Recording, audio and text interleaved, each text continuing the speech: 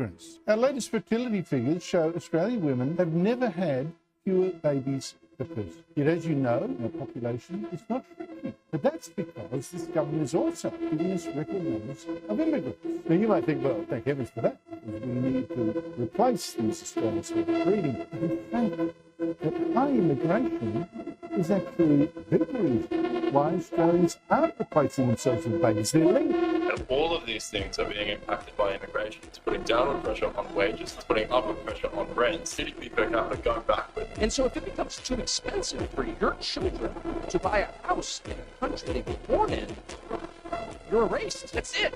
Your line ends.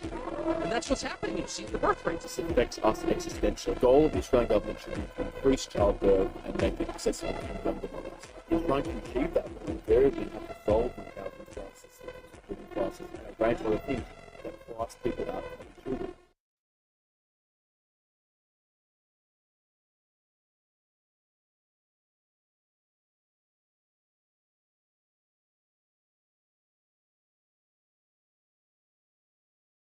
G'day everybody, how's it going?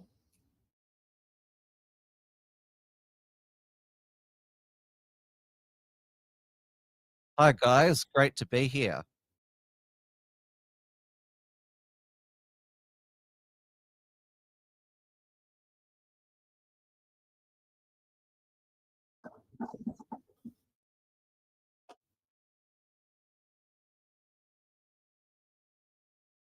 I also,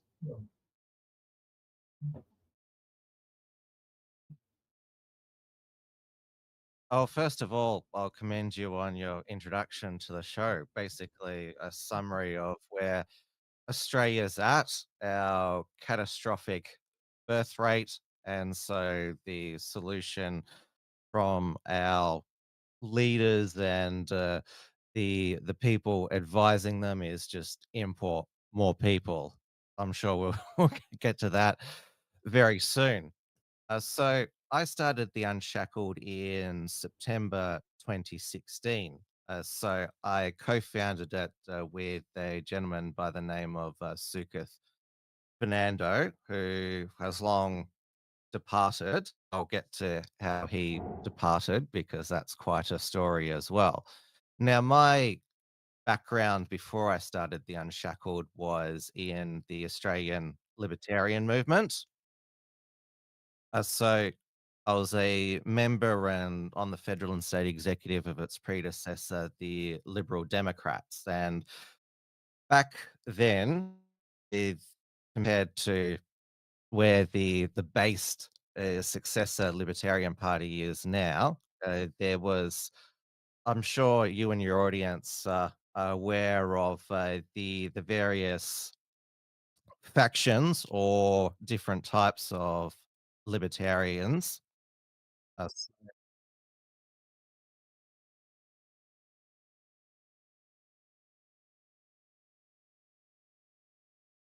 yeah, even some There right-wing was libertarians. I recall on social media, basically, communists who were trying to put forward trying to convince libertarians that, "Oh, it's part of libertarianism to, protest by blocking traffic, and you shouldn't get arrested for it." Like, this warped trying to convince like, the usual sort of, social media.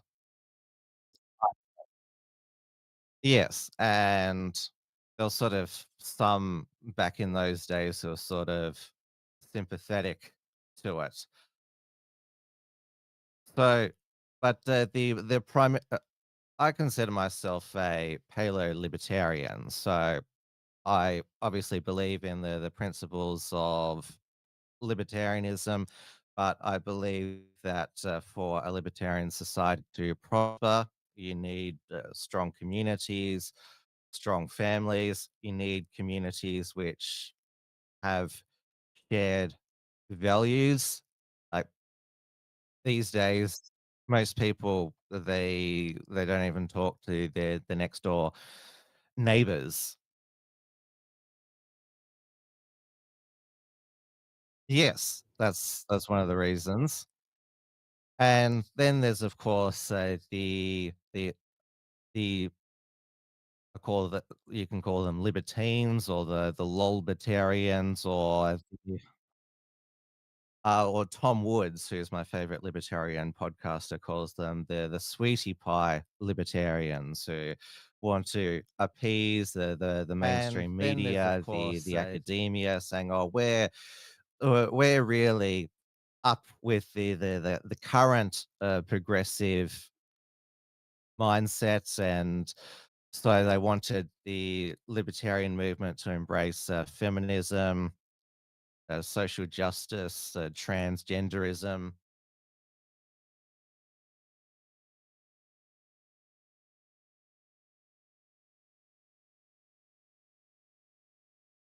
So I started the Unshackled.net as a response to all of the bleeding heart libertarians who were so triggered over Trump. At the time, the old, "Oh, he's Hitler," and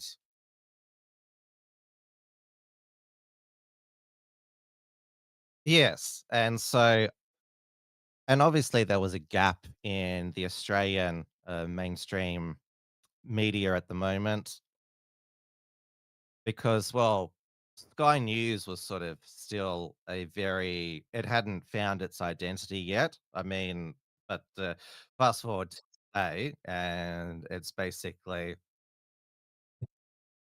well, one of my, friends compared it to a synagogue because you have Sherry uh, Yeah. Sherry Markson at, 8 p.m. every night, who's Jewish, with the Zio Hour, like, did a one-week special live from Israel during October 7 and said she felt even though she had to duck for cover at the site of that, Nova Music Festival where she was at, she claims that, she feels safer over in Israel than in where she lives in Sydney. Oh, yeah. Why would that be? What's so scary about the friendly, sunny Australian people? Some of the nicest people I've ever met have been Australian. So what's the scary thing about Australians? Seem like the nicest people I've ever met. Well, a lot of people have been, eh, asking that question of her. But also Sky News Australia, it's extremely scripted these days. Yeah, and a lot of that is due to how that, well, in their view, they accidentally invited Blair Cottrell on in 2018. You- Yes, yes. They did an investigation on how he appeared on. Yeah. Like, did he sneak through an air vent, or did he, like, bamboozle, the producer with Nazi mind control tactics? we accidentally let Duke Nukem onto the show, everybody. Oh, sorry about that. Yeah, we just sort of. And yeah, so that was when, Sky News was a bit more there was a lot more freelancing like we're doing now. And, later this was in 2018, and later that year, they sacked, Ross Cameron, one of the original Outsiders host, who's, now the New South Wales, president of the Libertarian Party, used to be a federal Liberal MP for he was, one of the the kings of freelancing because he was describing all of the Chinese who like to go to Disneyland, and he he liked to be poetic, and so he said, "You have lots of yellow-skinned, spiky-haired, slanty-eyed Chinese lining up every morning to go to Disneyland," and so he was sacked for racist remarks. Oh, come Yes, and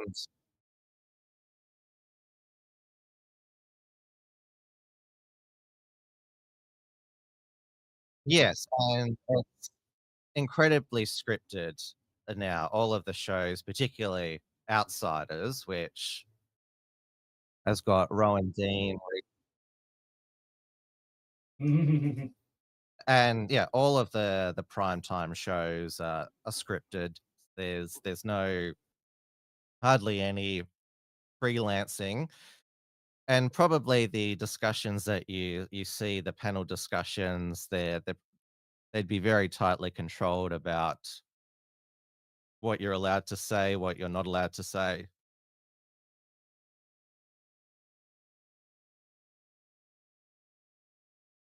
Yes, it's glorious. Fake news hub, I called it.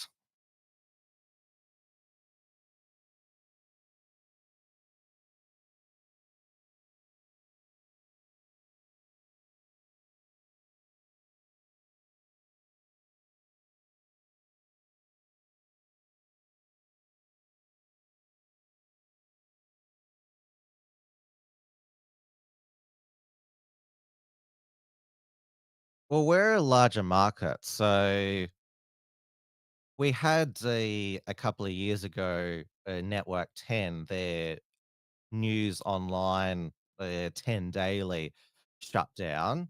We had HuffPost, BuzzFeed Australia shut down, which was welcome. But because we are a nation of now 27 million, it's a much more larger mainstream media market.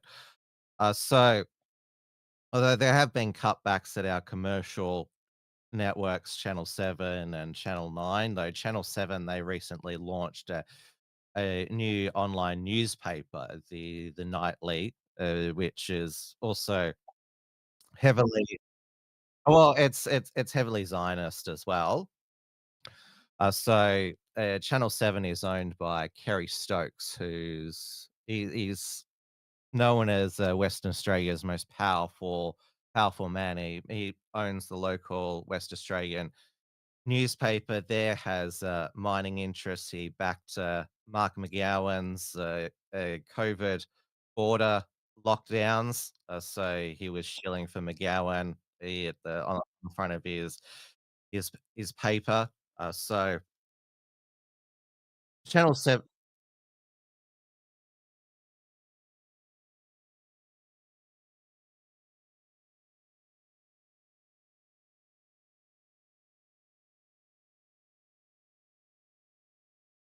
It Mhm. used to be owned by Nine Entertainment, or it was which absorbed Fairfax Australia. So Channel 9, The Age, and the Sydney Morning Herald, and they sold a stuff to one of your local reporters for $1. That's how much.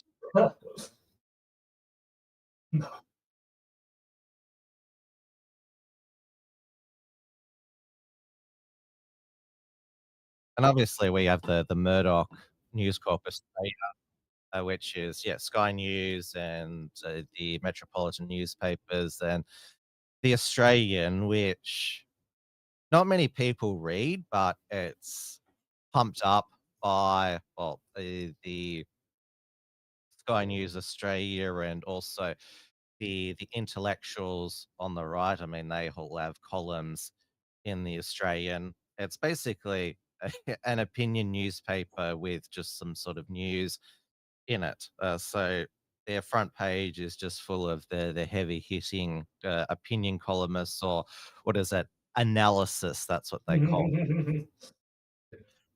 But we have a sort of medium independent scene as well. So there's I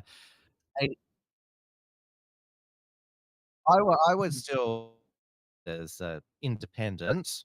So that's when I talk about sort of like medium level online media. I'm referring to ADHD, which founded by former ABC chairman Maurice Newman, who he is actually a conservative, but despite the Liberal coalition governments over the years trying to stack the ABC board with conservatives, they can't change it because it's a collective run by the staff.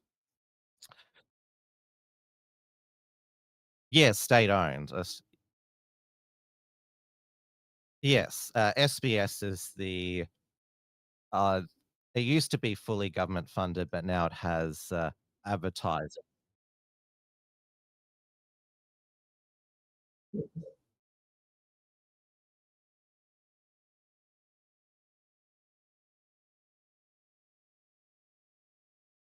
Yeah, so ADHTV, that was founded at the end of 2021. And its lead was Alan Jones, who got fired from Sky News Australia for getting them a YouTube strike for questioning the COVID vaccines. And back in yes, and at the time they were saying this is outrageous that we're being censored by YouTube, and they wrote a strongly worded letter to YouTube. But you could tell behind the scenes they were saying, "Please, YouTube, don't limit our reach. Like, look, we're going to fire the guy who did it because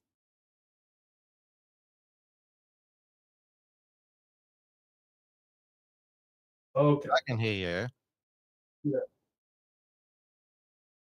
Okay. Is that gonna impact us greatly, or YouTube? Okay,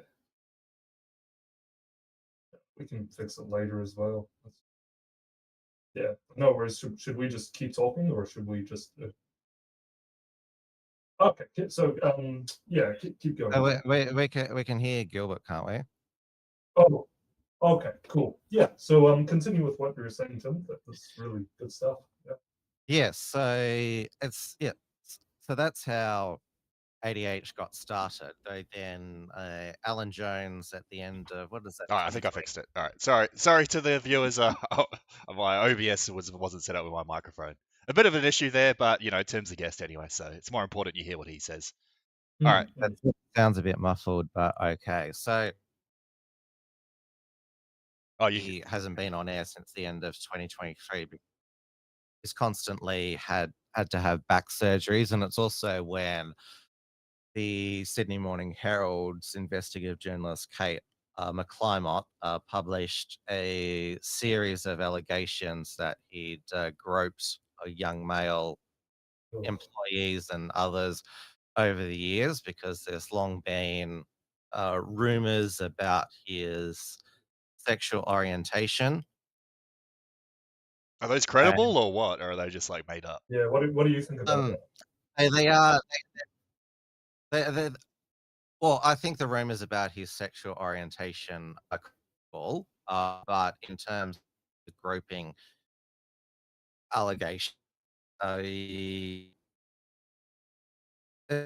bit of how they sort of there's the whole floodgate open. Oh, we're sort of losing you there, Tim. He hasn't been I think it's the Australian charged internet. by the police.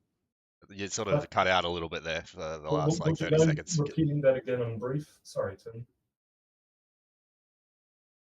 Is this OBS? Is it now that we can hear you? Oh no, I think that was just Probably the your connection. internet.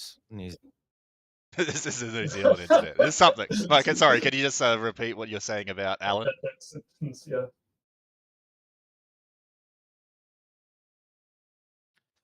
Yes. So I think the rumors about his sexual orientation are probably true. But in terms of the groping allegations, they sort of find one, and then there's sort of the Me Too phenomenon where the floodgates open. He hasn't been charged by the police or anything, but right.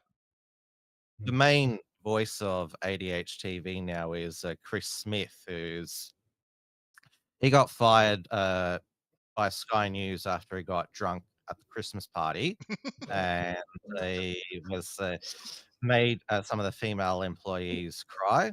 What was he doing? Did he get drunk and start like yelling the N-word or something? What's the deal with that? Well, back when he was chief of staff of a current affair back in the late 90s, when he was drunk at the Christmas party, he exposed himself. Oh, wow. Oh, what's going on? Look at this guy. Look at his face. What's going on with Australian news media if stuff like this keeps happening?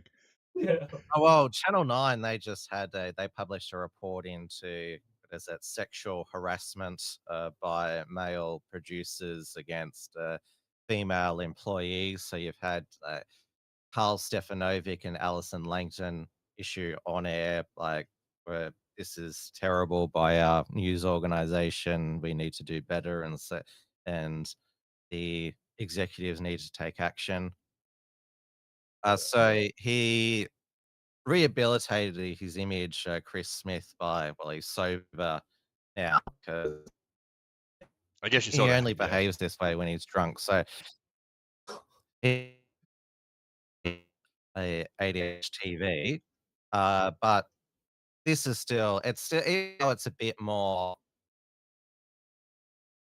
I would say, a bit more daring than Sky News. It's still very normie boomer friendly. I mean, it's very Zionist as well. So Dave Pello, who organizes the Yeah. church and state conferences, he's a Christian Zionist.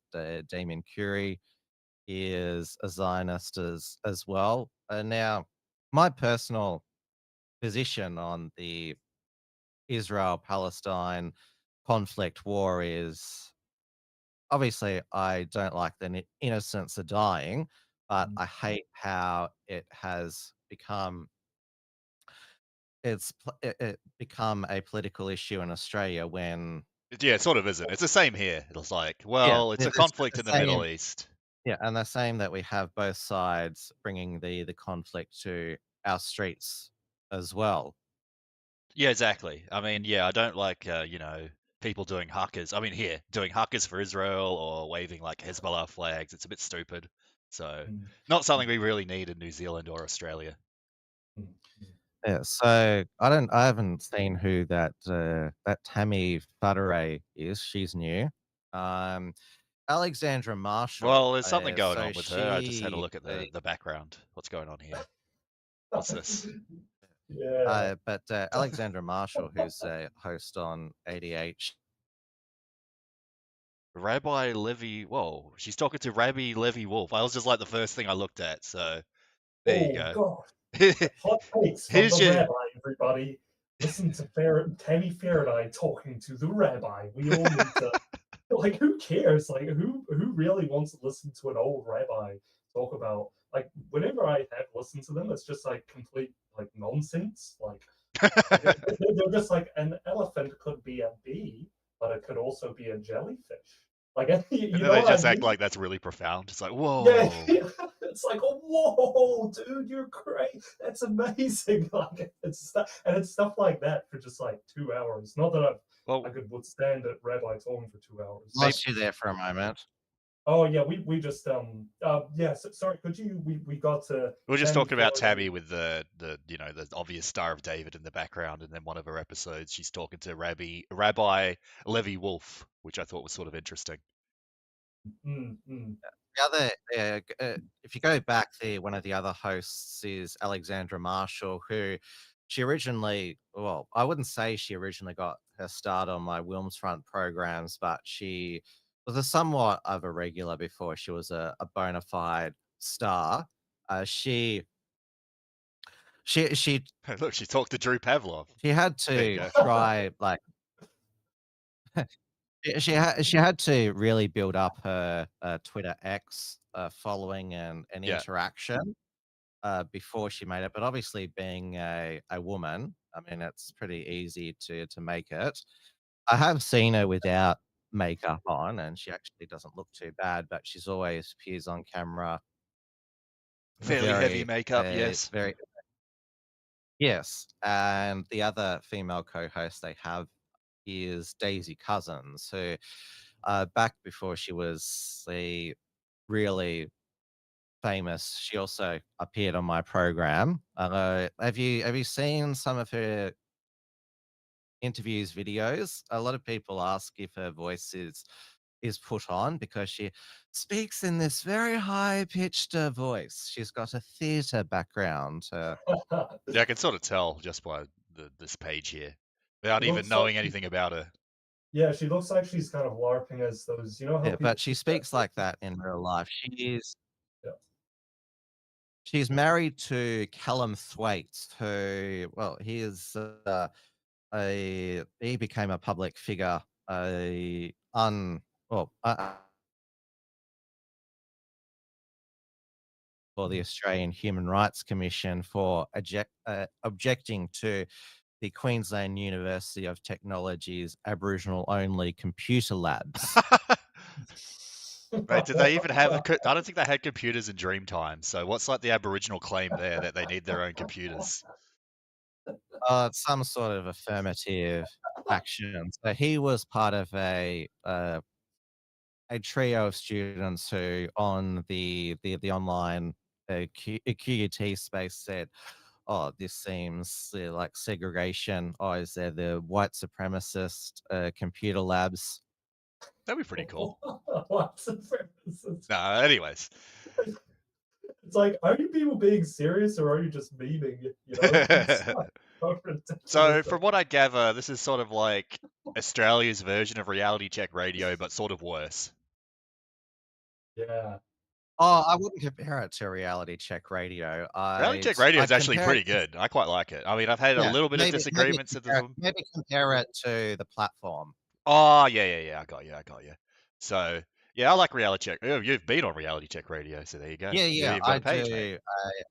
a weekly segment with Paul Brennan on his breakfast program, and the interesting thing is that Paul Brennan looks like and sounds like our old nemesis back in Australia, Peter Grace, who is this ex radio DJ, used to work at Triple M, one of our FM stations.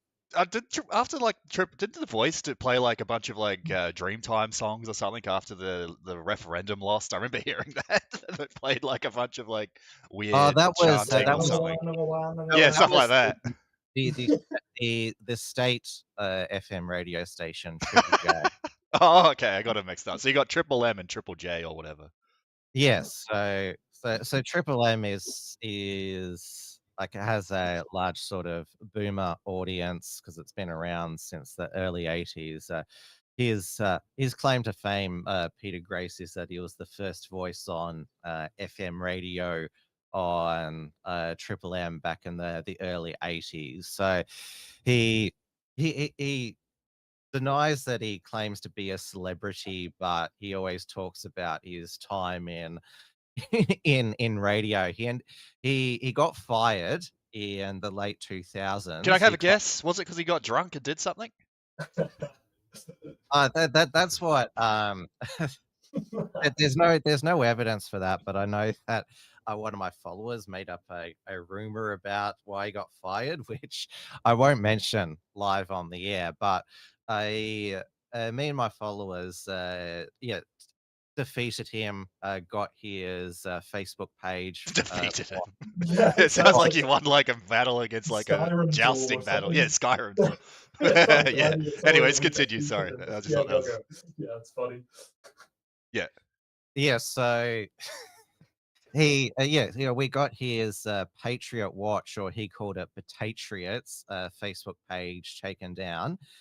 First, his YouTube channel was taken down for bullying and harassment. Then we got his actual Facebook profile taken down because he used to make these deliberately misrepresented videos about Australian patriots and myself and the XYZ.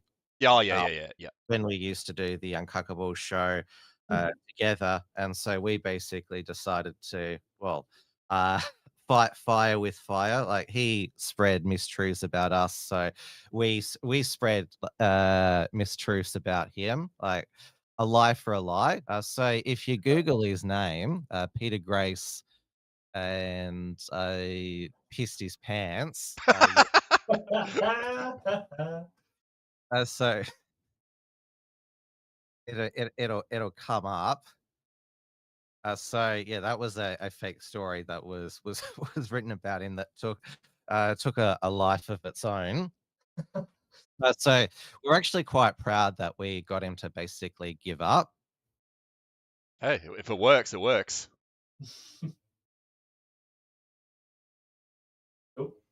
Oh, I think we lost him. Oh no.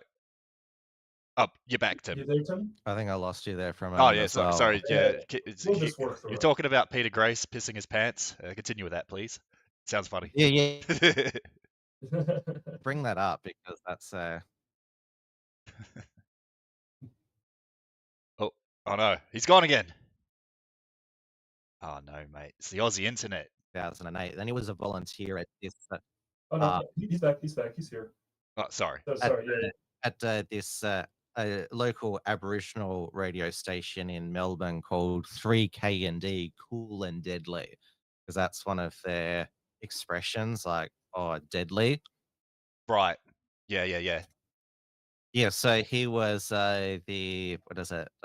He taught them like how to use like radio soundboards, and then he got fired from volunteering in 2013, and they gave him a participation trophy at one of their events.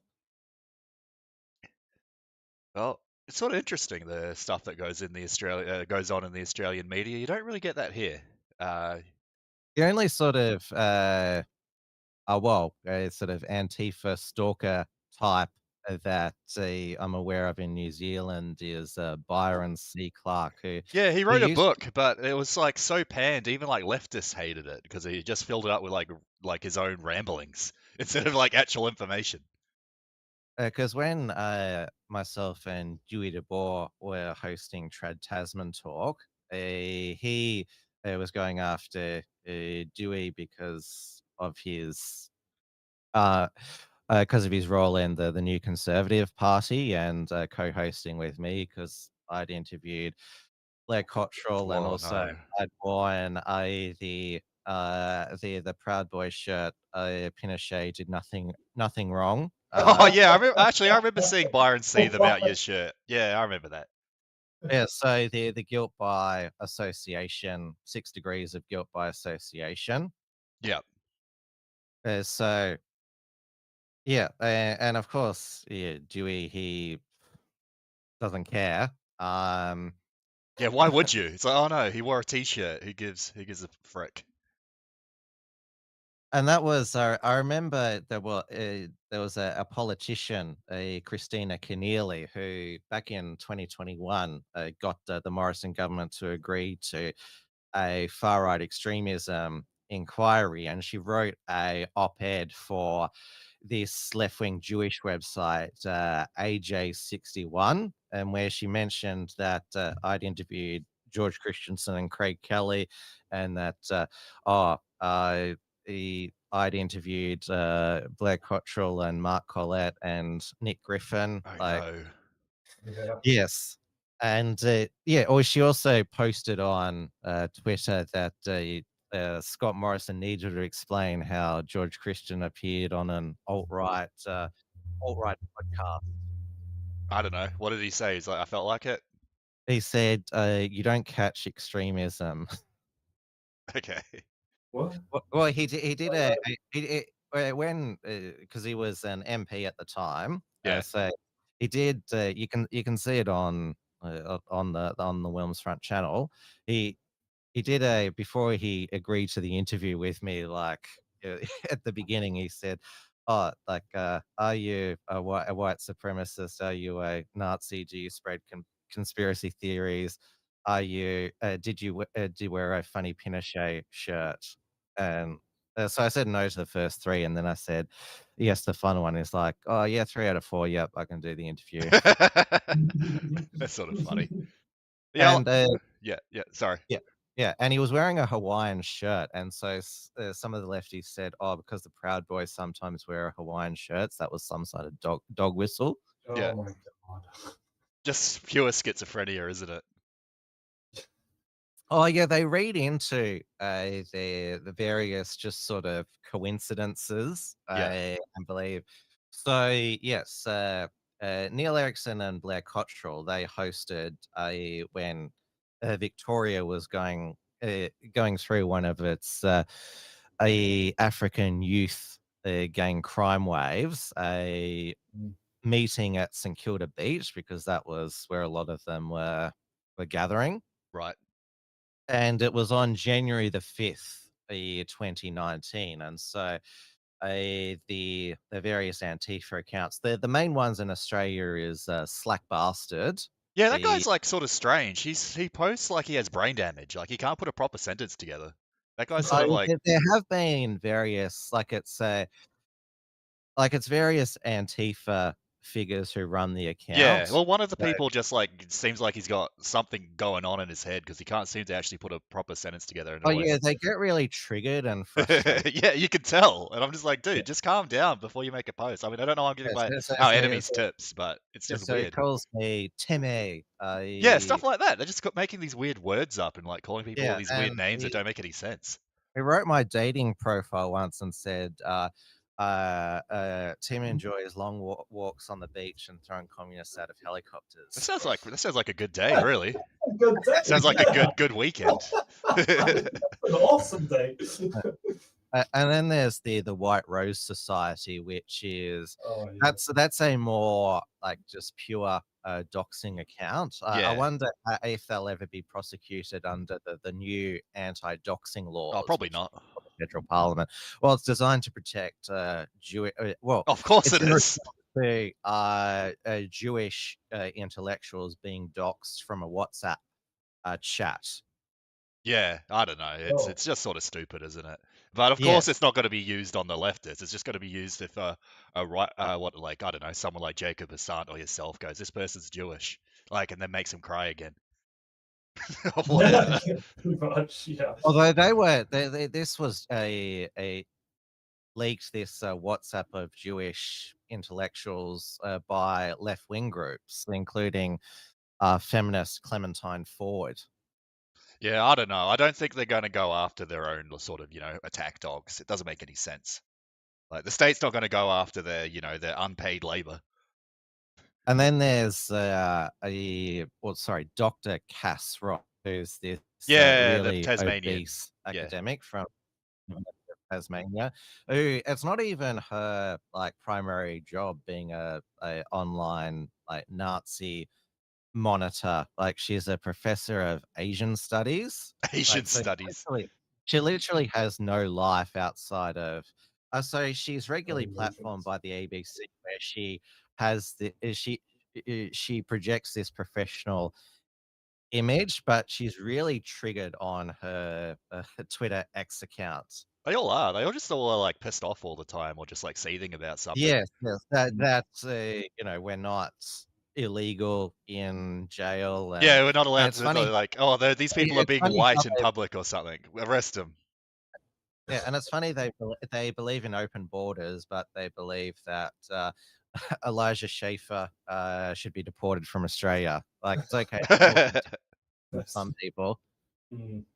Well, I mean, of course, it's leftism. It doesn't have to actually have some sort of ideologically consistent base. It's just who can hate Whitey the most is basically the most consistent thing with leftism. Yeah, who can, whatever route they can use to collapse Western civilization and white people. It doesn't have to make sense. Just if it's doing that, then it's good. Yeah, then it's good. Have you found that web article about Peter Grace? Sorry. Yeah, I forgot to look that up. Peter Grace. Yeah, because he was the other major far left force, and and there was also there was somebody aligned with our side who was a non-doxer of, as they called them, far-left neo-fascist left-wing bigots, David Clarkson, who used a computer-generated voice and a picture of an old man. Right, yeah. So used to dox these far-left trolls online, and in some instances published their home address. Right. And said, I will not stop until you get off social media. What? I can't find the Peter Grace article. I'm sort of doing a Google What was search. the It might article have got scrubbed or something from Google. I can't seem to find it. But Yeah. So it was written by a journalist by the name of Flash Gordon. Though if you click on Flash Gordon's author profile, it says N. Erickson, which is obviously Neil Erickson. Yeah. he's the most, I would say, witty troll that the Australian nationalist movement has. Aren't you guys all like woody trolls though? I think that's just the It's the that's Australian saying way. something. Yeah, the Australian way. Yeah, pretty much. Yeah. Is Neil Erickson still around? Or has he sort of gone quiet or something?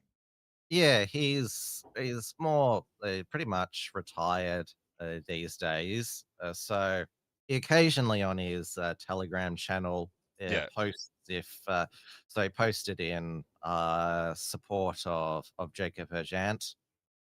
Yeah, okay, that's good. I mean, it's fair enough. He sort of passed the torch to the next generation of I don't know, online trolls or whatever you want to call them. Well, he was an in real life troll. His probably most epic troll was when he and his because he created various nationalist organizations basically just to create work for like Slack Bastard to try and keep track of them all. So the one that sort of was one of the final ones was Cook's Convicts, even though Captain Cook didn't have any convicts. Yeah, that was part of the thing. And so he and his 2IC, Ricky T, Ricky Turner, he's just known as Ricky T, they gate crashed a pro-refugee rally and grabbed the microphone and said, they're all rapists, don't let them in.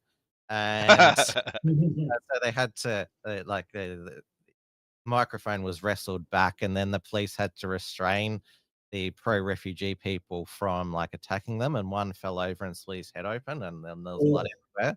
Oh my god! Yeah. So that's the most epic public troll that he did. The probably the most famous one was when they ambushed then Labor Senator Sam Dastyari, saying, how's things going with China?" Yeah. Mm-hmm. Oh, yeah, that's like the guy that was exposed as being a like communist spy for the Chinese Communist Party, the like Pajit guy. Oh yeah. Iranian. Iranian. Oh, my bad. Was born in Iran. So yes, a month later he resigned because, well, he previously he'd got some Chinese businessmen to pay for his expense, and then it was revealed that he'd had a meeting with this CCP aligned businessman and said, "Let's leave our phones inside because ASIO are listening." Right. And so, and after that, he lost everything. Like, because the Labor Party, when you're no longer useful, like they just kick you to the curb. So he lost his marriage. He tried to sort of launch a TV career, didn't work out. So he's just completely vanished online. So that's why Neil Erickson calls himself the Senator Slayer, because he claims that he got rid of him. He was the trigger for the renewed. You trolled him so much that his wife divorced him. That's tough. His wife said, "You ain't got no bars, Dextari," and just like left. You're lame. Yeah. All right. Well, anyways, should we get on to some of the actual topics we wanted to talk about? We're just talking about the Australian media and like right-wing trolls for the last 40 minutes. That was very interesting, though. To get yeah, it actually was. Well, I started talking about why I started the Unshackled, which was the true. Yeah. Go ahead. Yeah. I get the feeling you guys are massive tangent people. Yeah, we sort of are. But yeah, the Unshackled, you've been running the blog for years, and it's, you're still going strong. Great to see. It's great to see you're not one of these people that do it for like a year and then go, oh, nah, I'm going to go, make, I don't know, tend to my garden and retire or whatever. So you're still going strong. It's great to see. Or become like Sky News or something. Go on Sky News and sell out. Or wanting to scrub my online profile because I want to make sure that I can have a comfortable professional life, and because there's these people years later say, "Can you take down my interview No, because?" no, sorry, I'm not taking it down. Yeah, that's sort of what we're gonna do as well. No, it's my. No, sorry, you go, you go. Yeah, so that's happened to a few people who've created their online online channels or websites. So, well, I'd already before I started the Unshackled, I'd had a somewhat of a public profile. Like I ran for the Liberal Democrats in a couple of Yes. state and federal elections. So I was already out there, and so I'd been through an evolution since I started the Unshackled, because I sort of wanted to be sort of just a a right-leaning libertarian website. And so as the years went on, like I slowly embraced that. Well, if I want to be a proper standing up for free speech and against all of these forces which are trying to curtail our free speech and freedoms, then I need to defend the people who have the most extreme views. And Who would have thought? the Who would have yeah thought like free speech is there to protect people with extreme speech? Whoa. yes, and as it turns out, I was several years ahead of the Australian libertarian movement, and I quit the Liberal Democrats in 2017 primarily over those conflicts. Because the Liberal Democrats in 2019, they did not publicly support the free speech of Blair Cottrell, Neil Erickson, and Chris Shortis when Yeah, absolutely outrageous, right? It's supposed to be yeah like a yeah when they libertarian party. Oh no, we're not going to yeah support these guys' free speech because they're too mean to me or something. It's like, what the oh hell? well yeah so they were convicted and fined $2,000 under Victoria's Racial and Religious Tolerance Act for the mock beheading of a dummy outside the Bendigo Town Hall when they were hosting the anti-mosque rallies, which Yes. had fake blood, and they were dressed as Arabs with towels on their heads. Yeah. So yeah, Blair Cottrell appealed it. He tried to go directly to the High Court in 2019. It didn't wasn't successful. So he had to settle for the county court, and it was heard by the chief judge of the county court, Peter Kidd, who just upheld it and said, yes, this is compatible. It was I sat in on the whole appeal trial, and hearing from the lawyers, the barristers for the director of public prosecutions in Victoria and the attorney general, is that basically this law is in place to protect multiculturalism. That multiculturalism is basically the law in Victoria. Multiculturalism, like trumps like white people's right to political freedom or something. That's sort of what you're seeing now with Jacob Hassan. So it's like history Yeah, repeating and itself. the Libertarian Party has, well, they haven't been defending Jacob like Jacob's views, but his freedom to express his views through hand movements. Yeah, And for holding your arm at a 45-degree angle with an yeah, open so open first fist. there was the swastika ban in Victoria, so which was actually lobbied by the state Liberal opposition, by the deputy. Here's your based opposition, guys. The state Liberal deputy leader David Southwick, who's Jewish, and Whoa, the I never member would have for guessed. but after the National Socialist Network, Thomas Sewell turned up to, well, the now infamous Let Women Speak Kelly J. Keane event in Melbourne in March 2023, and did the Nazi salute on the steps of Victoria Parliament. Now they've banned it. And then there's also the federal law banning it as well. It bans all terrorist symbols. That was passed at the beginning of this year. But they made a special carve out for Nazi symbols because none of the Nazi organizations in Australia, including the National Socialist Network, passed the threshold for the classification as a terrorist organization. So they had to make a special law to ban Nazi symbols and the Nazi salute. Terrorist organization, so that means the Star of Moloch as well as the hammer and sickle, right?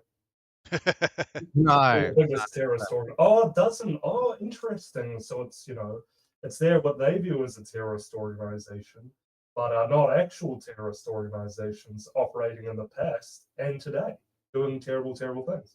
And I was just thinking, like, on that, I just think I'd chime in for a few seconds. Like, it's just like, I don't know. I could be saying like to Hector, like, oh, bye, Hector. See you next time. See you later. And then two, Victorian police people could go, "Oi, you Nazi," and just arrest me, and probably even arrest Hector too for, being party to apparently receiving a salute or something.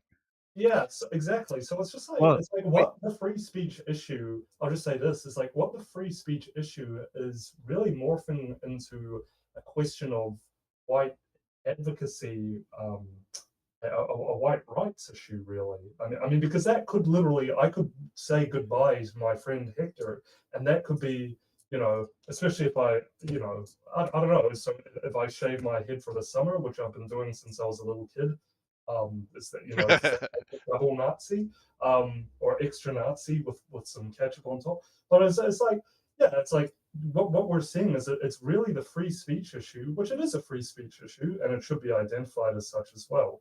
But it's morphing. We're seeing that it's only on racialized lines, really. With the sort of leftist Marxist sort of that they're really dictating. It's that sort of ideology that has sort of swamped all Western countries. Well, swamped the whole world, to be honest, to one degree. Even right-wing parties, even right-wing libertarian parties. It's well, supposed. I mean, it sounds like they're coming around because it does sound like the Libertarian Party and whatever are actually supporting free speech this time, which they didn't with Blair in the past. So it's a good turn for the better. Yeah, precisely. But yeah, it's just like, I mean, this is to a lot of these people still saying, it's not about race. It's actually got everything to do with race when you're considering. Of course it does. Yeah, the free speech issue. I mean, the free speech. Right. Of course, yeah. Well, yeah, I mean, that's the line where they draw. No, you're not allowed to be a man. No, you're not allowed to be. No, you're not allowed to be a Christian or traditional or whatever. It's someone who believes in the Christian and Jesus. No, you can't be any of that.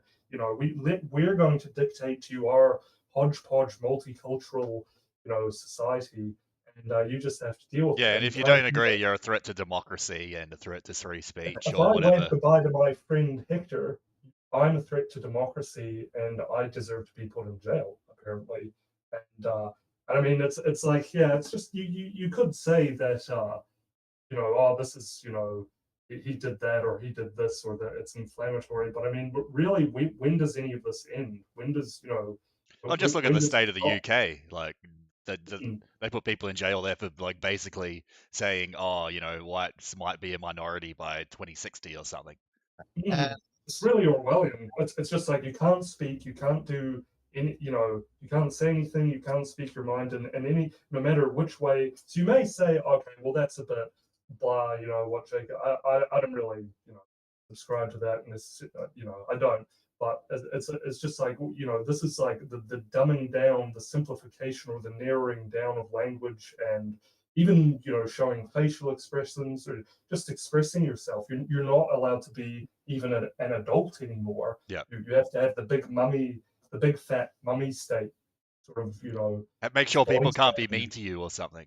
Yeah. I just wanted to. I felt like I would just say that, just slam that down for everybody. Food for thought, everybody. But yeah, you guys, Tim or Hector.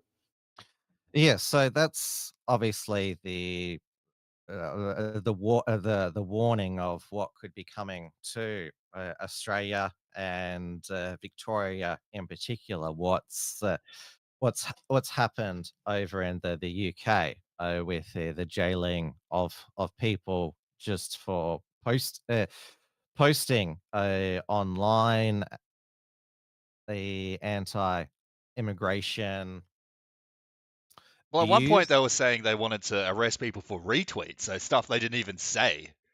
And you have the police interviewing people knocking on their door for misgendering, and we have before the Victorian. Well, it's not before the Victorian Parliament, but they've just had a round of public consultation for the expansion of Victoria's anti-vilification laws.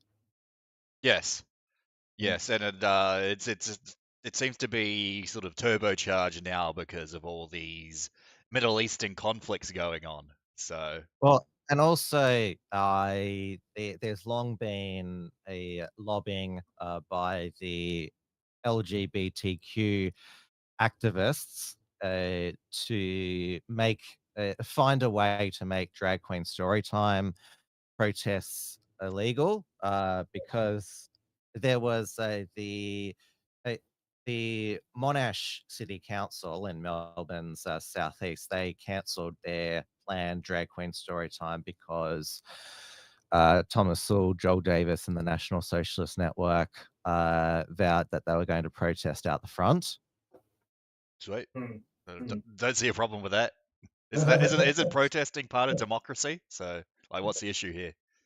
Oh yes, but in their view, that protesting to protect the children from these groomers is a threat to children. Like this is the perverse Logic and world that we're living in. So Hmm. yes, so the proposed the anti-vilification a expansion in Victoria. So currently under the Racial and Religious Tolerance Act, which Blair Cottrell, Neil Erickson, and Chris Shortis were convicted and fined 2000, the maximum jail sentence goes from 6 months to 3 years. And so this is for it can include intentional or reckless conduct that he incites hatred against, serious contempt for, revulsion towards, or severe ridicule of another person or group on the protected attributes, which include race, religious belief, disability, gender identity, sex characteristics, sexual orientation, or if you have personal associations with people of the protected attributes. So the definition of disability includes people with HIV or AIDS or mental illness, and the definition of gender identity would protect drag performers. And Yes. then there's this, it's a threat offense where an accused believes their conduct will probably incite hatred, or where the accused believes the person or members of the group being threatened will probably believe the threat of physical harm or property damage will be covered out. So that's 5 years in jail maximum. Wow. Yeah, I mean, it's just incredible. Like everybody listening to this, listening to what Tim's saying, is like we've all got to realize like it's getting to the family. Like if you're not fully cognizant of it yet, like basically no one can not be political now.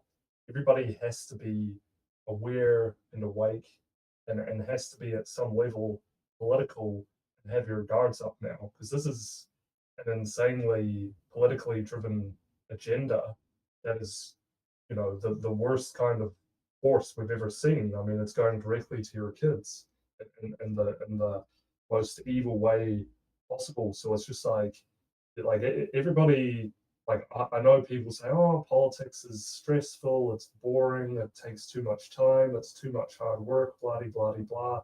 I don't like it, it upsets my friends or family, but it's just like we all have to be aware of what's going on now. There's no way to not be political. You have to protect your own loved ones. And I had to go around talking to people about the cookie dough injection. I had to say, bloody hell, like I was handing out documents What? and Oh, signs to the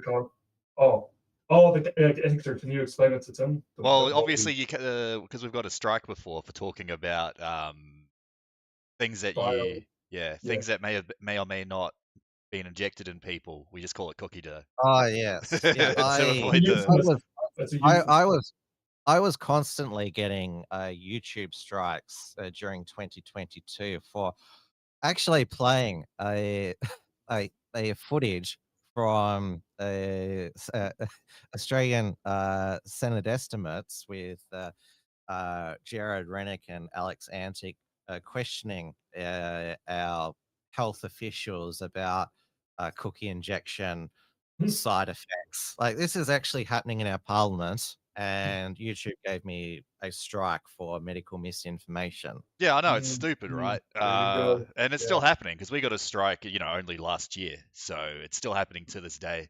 So that's why we come up with like metaphors. Well, not really a metaphor, but just creative language. Yeah, I guess you could say. Yeah, you have to, and we're not actually. I don't think anybody's actually injecting cookie dough into people. I hope not. Oh, maybe they are. Maybe that woman in Tasmania does inject cookie dough into herself. Yeah. Kaz, or whatever her name is. But anyways, so it's just like, I'll just finish up. Yeah, it's just like you have to protect those people around you. It's getting to your own family. You need to be, and the best way is to accrue knowledge and talk to people, and get involved somewhere, and just somehow just have your guard up, and because this is what we're in, people. Like it's crunch time right now, So that's the cookie injection mandates, and before that, the lockdowns that really saw the libertarian movement and the Libertarian Party, well, they were still the Liberal Democrats at that time, rise to the occasion. And it was the same with your New Zealand Libertarian Party, the ACT Party, although that happened before when the Christchurch massacre happened. I remember I traveled to New Zealand to cover the 2017 election that you had, and David Seymour was going through trying to make libertarianism hip and cool, and he also went on Dancing with the Stars New Zealand to more like Dancing with the Israelis New Zealand. Yeah, after the Christchurch massacre, when there was the proposed gun restrictions, Julia got raided for yes, that's right.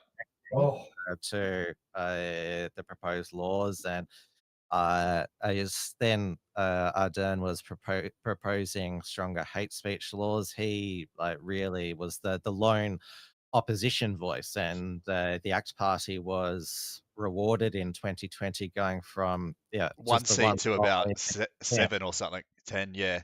Yes, it took COVID, the COVID lockdowns for the libertarian movement and the Liberal Democrats at the time to rise to the occasion. They were very bad after the Christchurch massacre, because Brenton Tarrant was an Australian, and Thomas Sowell actually admitted that he tried to recruit Brenton Tarrant to join his current white Lad Society, I believe, community group. Yes, but let's just clarify, that was before the terrorist attack happened. It wasn't while he was in prison. Yes.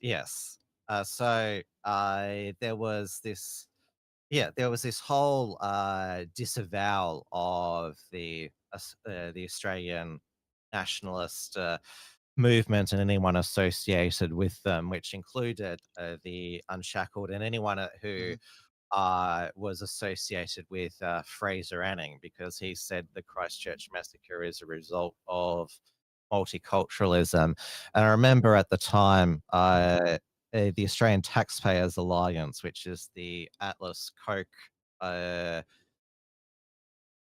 libertarian lobby group in Australia, you have the New Zealand Taxpayers Union by Yes. Jordan Williams. So I remember it was definitely written by their executive director, Tim Andrews, this triggered disavowal of Fraser Anning, saying you should put him last, because yes, Tim Andrews he has history of being very overtly Cucking a out, basically. Like, yeah, just yeah. He doesn't even live in Australia anymore. He's over in the US. sounds He like married Jacinda over in the married US. he married a Will do.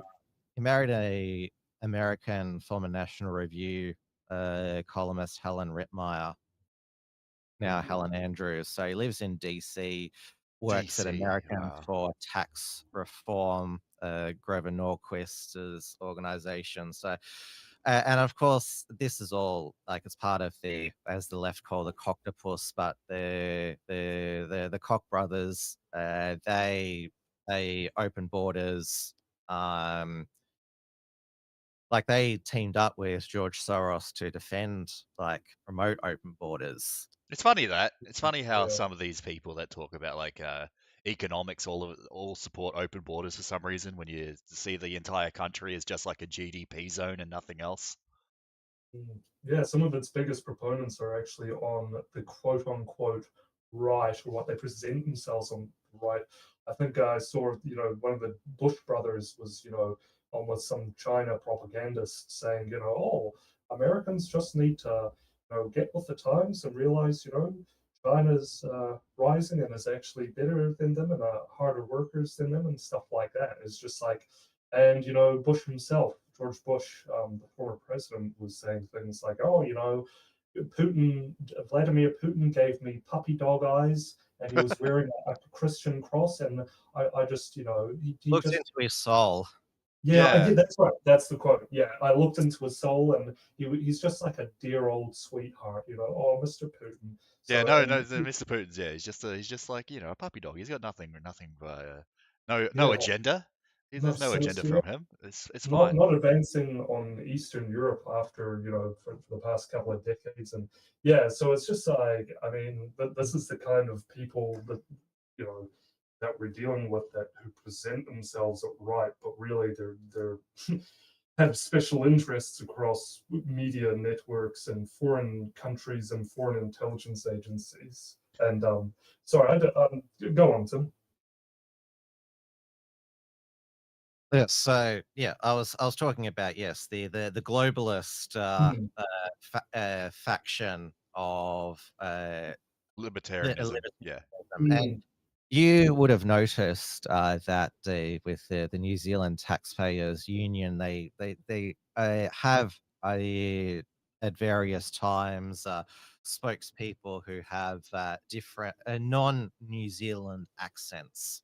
Yes, of Yes. course. Like so, like we've had at the Australian Taxpayers Alliance, Americans who have been spokespeople for them.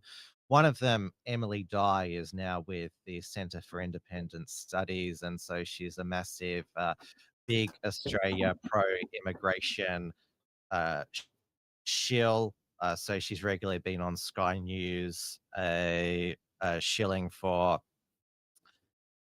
continuing of mass immigration, and that yes, you shouldn't blame migrants for the the obvious housing, things, yeah. It's like, oh, you shouldn't blame migrants for demand for housing caused by migrants. It's like, and okay.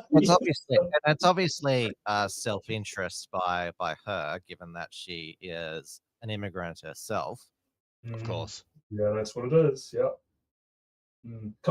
Couldn't be more prevalent in Australia. I'm sure maybe we'll get to this later, but the Indian, I mean, we talk about various foreign groups, China, Russia, Israel, and stuff, but the Indian agenda is really quite startling, and how that guy Ozpil has been covering it, and how they're Yes. really gunning for the Aussie government, and it's like, what the heck, you guys are our supposed to be our allies, but you want to like they're just like openly stating on websites and in public like, oh, let's basically take over the Australian government and take over commerce and skew it to suit India's benefit so that they get the most benefit. Like all this, I mean, it's just so.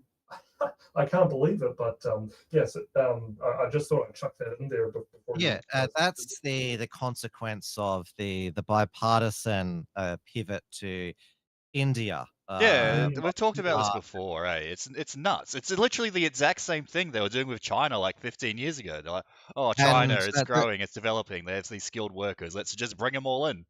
Yeah. Well, the reason why there's been this pivot to India is because it has been found out now that oh shit, some of the Chinese that we've imported over the years are either like overt or they are subliminal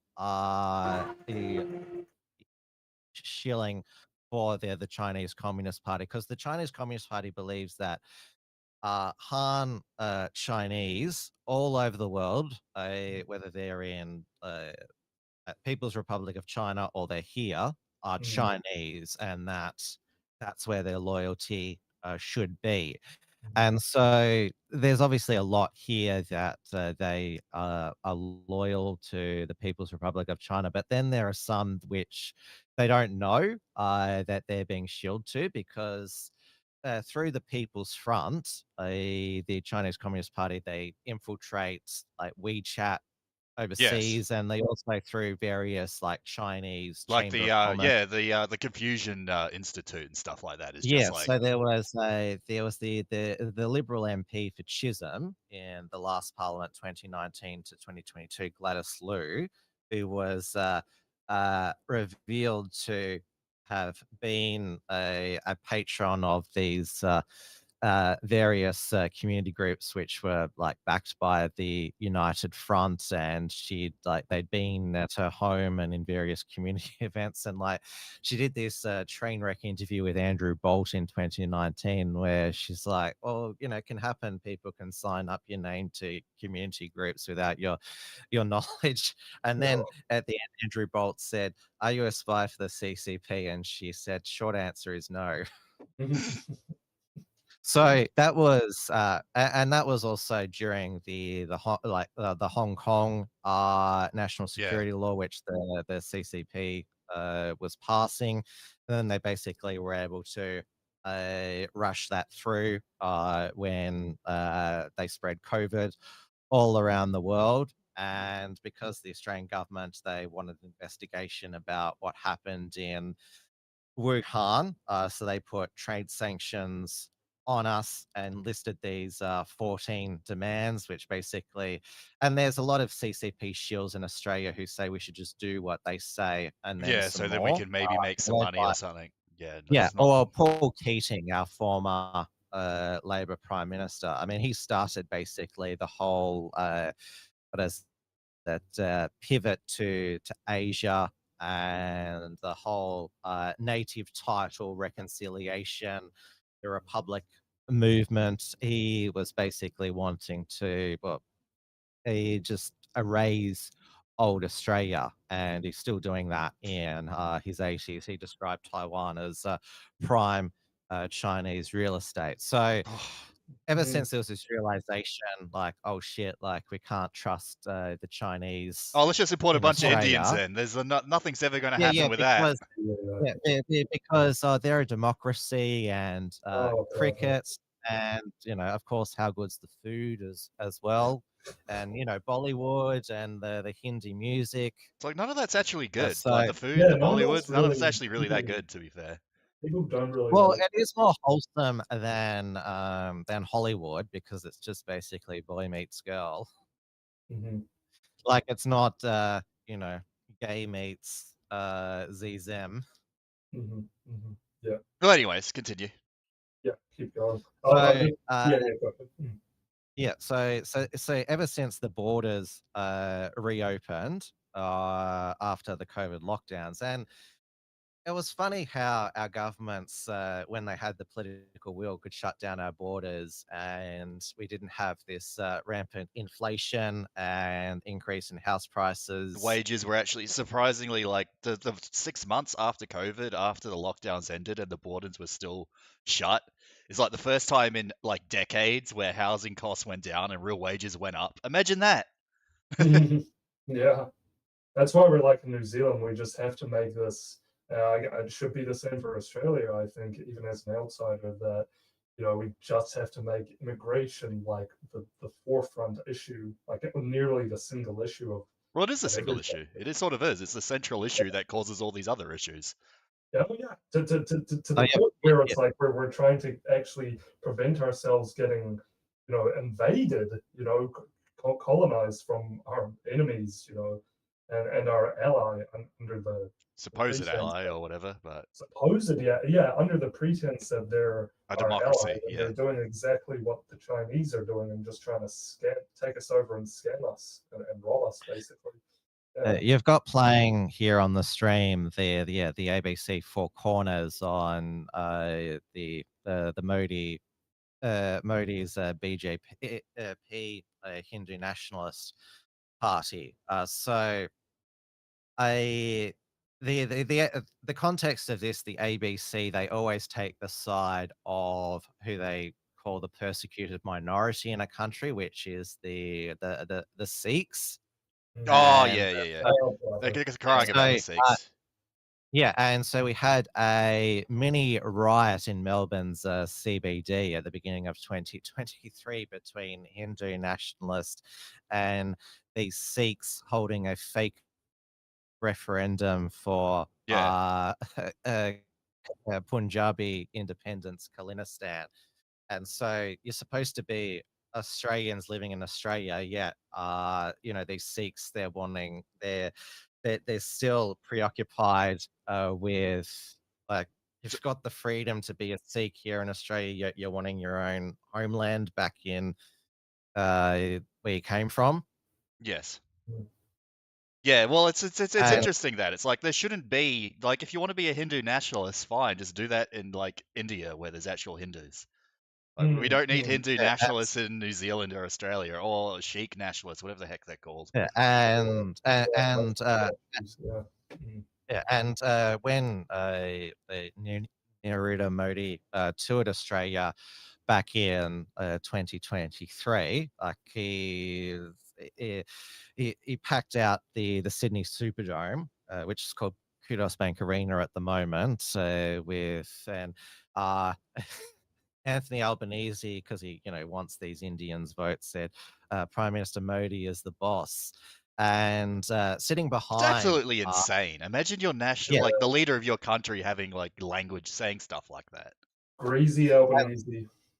yeah, and so, but behind Modi, like at that event, was opposition leader Peter Dutton, and he recently, with his multicultural affairs spokesman Jason Wood, at the end of last year, went on a diplomatic visit to India, where he bragged when he was Home Affairs Minister all the Indians that he let in to Australia. And so this is the guy who had a reputation as tough on tough on borders, and now he says he's going to cut our record migration figures while he's in India. He says, "Oh, we're going to bring up record numbers of Indians while somehow cutting immigration." And of course, dons the turban as well, maybe because Goodness gracious. it means that it covers up his bald head. His multicultural affairs spokesman Jason Wood is also bald, and his electorate of Latrobe in southeast Melbourne is a growing Indian area. So is the electorate next to it in the southeast, Holt, which actually has the Labor member is a ethnic Sinhalese Sri Lankan, Cassandra Fernando. Yeah, so not founding, Australian stock, that sort of thing. Yeah, The there member. you go. Don't support mass immigration into Aussie, or otherwise you'll go bald. Basically cutting out your nation to foreign nations. Yes, so this is so this is why we have this the now we're seeing, because the Indians, whether they're Hindu, Sikh, they it's a lot of us are now discovering, living near them, is that their in-group preference is stronger than the Chinese, Oh yeah, East by Asian. a lot, by a massive amount. Like, Even So, Chinese like like, sort of assimilate like actually I'd well, say not really, kind of, but not really. yeah, well, they but there's a assimilation / insemination with Australia. Like, There's not going to be the same thing with Indians, obviously, but it's well, interesting. when you see, like, if you live in an Indian, like there was some figures recently released about that in terms of the highest foreign born ethnic group buying up new housing estates born in India. So in a lot of these new housing estates, you'll see, like, if you live in them, like, you'll see, like, even like in Sikh families, like the sons, like, they look about 10 years old and they've already got the turban on, like, so yeah, yeah, yeah. already. Go And so ahead. obviously they're going to be expected to marry a Sikh girl. I sort of call Sikhdom as sort of, it's an inverse Islam, because the man has to cover his hair, but the woman can let her hair hang out. Interesting. Yeah, that's Um, so that's sort of what is, I think, a lot of ordinary Australians are discovering. Obviously, Indian restaurants have been in Australia for like 30 years and that, and so Australians have enjoyed the food, but like when you have this like mass, well, when you say, well, it's uncontrolled in in some ways. Like, obviously our government has invited them all in, but as Ozpil has been exposing, a lot who are temporary workers, students, are demanding to stay here permanently. And this is why the Australian government is not reaching their reduction in migration targets, because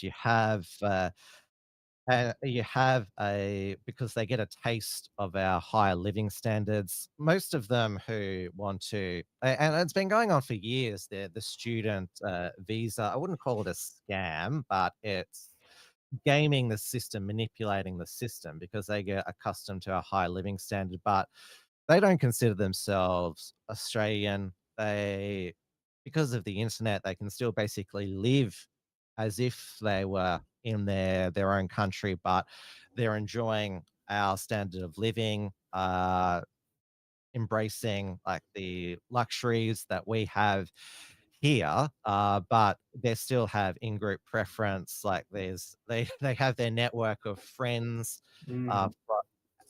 from where they've immigrated from, and like they tune in to like the local like dramas, and so there's no incentive for them to assimilate like they had to, like back in the 90s and 80s. Well, Before there's that, like I mean, there's literal millions of them. So why would they assimilate? They can just stay within their own culture while trying to, benefit from the higher standards of living within these countries that our ancestors built.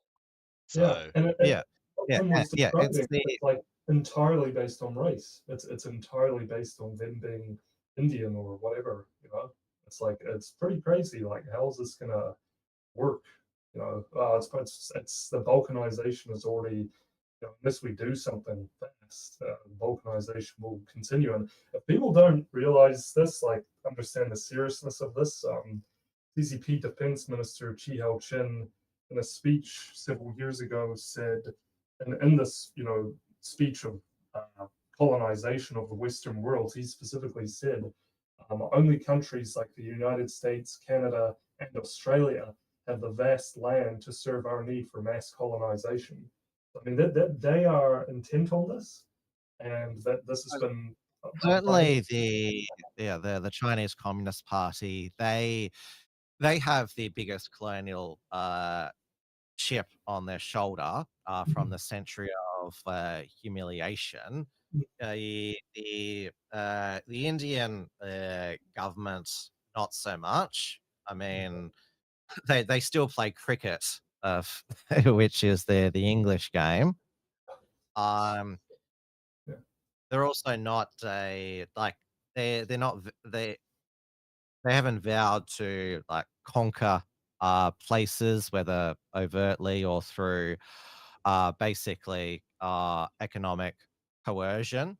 Like the Indian race, they're not exactly the most like physically fit race. I mean, cricket's a non-contact sport. Yeah. They don't do particularly well at the Olympics. Or MMA or rugby or something like that, or even like something like soccer, like that you just don't really see Yeah, them. I think they're somewhat good at hockey, but they didn't do well at the recent Olympics. But yes, well, you look at how good China does at the Olympics. I'm not sure if you guys are cricket followers, but yeah, India, world's most populous country, all out for 46 against New Zealand. Yeah, I know. It's sort of Oh, it's a wow. bit silly, isn't it? You'd think, Mm. this country of over 1 billion people would be good at the one sport they play, but they're sort of like all And right at best. yeah, and if you include Pakistan, Sri Lanka, Bangladesh, which is like they're all like They're pretty similar in people, yeah. yeah, like they're all part of British India, or Sri Lanka wasn't. It was another country, but they're all the same race basically, although they're different ethnic groups. They're a quarter of the world's population. And not much really happens there.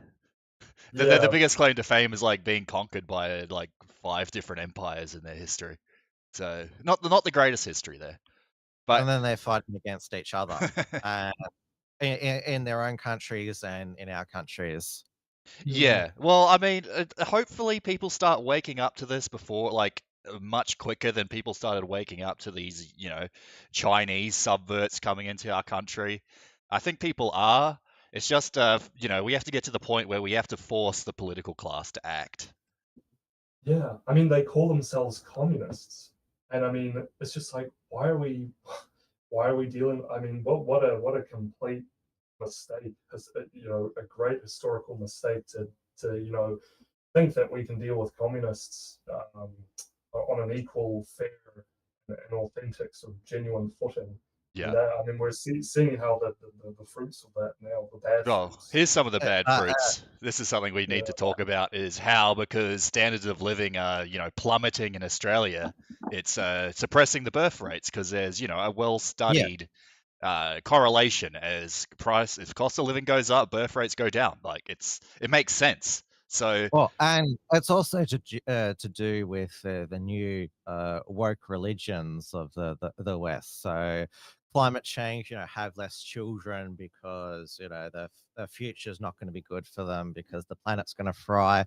Then there, of course, is feminism, which we have our government's obsessed with increasing female workforce participation, gender equality in the workplace. So a career is valued more for women than being a wife and mother, and so you also have women delaying having children until like their 30s so they can get promoted or in their career. And then there's also obviously LGBTQ or homosexuals. They can naturally reproduce if they have relations with the opposite sex, but they choose not to. And obviously with transgender people, well, with males who take the estrogen, they sterilize themselves, so they can't reproduce. And this I is mean, all that's definitely a part of all- it, but I still think that like cost of living is pretty much the thing, though, because there's people that want to have kids, but because they can't afford a family house, they're like, oh well, I'll just have one kid instead of Or two or yes, three. yeah, that's also the other factor as well. They may have had more children if they They if economic conditions were if were living better. conditions were higher, yeah, like if you're not gonna raise 3 kids in a studio apartment. It's pretty much impossible unless you want to like Well, live. and that's yeah, and that's what our politicians they're wanting to because Australia it's well we had the highest birth rate we had was in 1960 3.1 and obviously Australia was very different back then but also all families could afford a the brick or weatherboard house in the suburbs with a backyard, and they'd have large families, like not just two or three, Yeah, but like 4 or 5. four or five, and like the siblings would often share a room, and obviously there was a lot more community back then as well, like play with the neighbors, kids, and just ask your boomer parents or grandparents about those days. But yes, it was, and also it was post World War II. It was the baby boomers who were being born during that time, and obviously Generation X was, but it was the greatest generation who were the parents then, and so they had obviously much different values to the current parents today. We just look at this nonsense. I just opened this Twitter post, and like the first thing you see is like some retard going, "Oh, but they're gonna have to do the climate catastrophe, dude. Just because there's less children, but it's going to be the climate catastrophe." It's like these people are But just like stupid. yeah, Mm. though we still need more people into Australia to take care of Oh, supposedly. So you have to import like a the bunch of baby boomers in aged care. And this is the thing, the mass migrants who like some are like hired for engineering or to be a doctor, but a lot of them are being employed in the new care sector, which is aged care, childcare, disability care, the NDIS or National Disability Insurance Scheme, which I call the National Disability Insurance Scam. And of course, back in 1960, like parents took care of their grandparents, didn't put them into yeah, of course. aged care, which I sometimes call slow burn euthanasia clinics.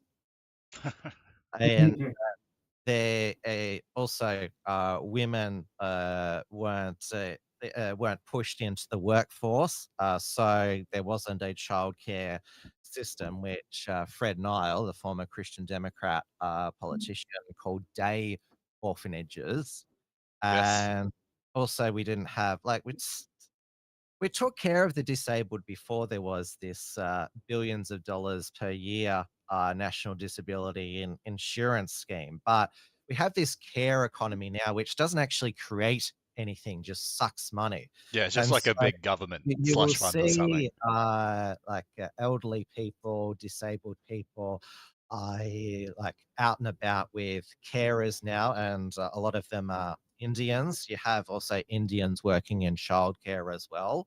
This is in addition to them being Uber drivers, security Yeah. guards, cleaners. Yeah, stuff Uh, we don't really need them for. yeah, well, again, like security guards, like we've talked about how Indians are not the most physically imposing race, so they're not the scariest security guards.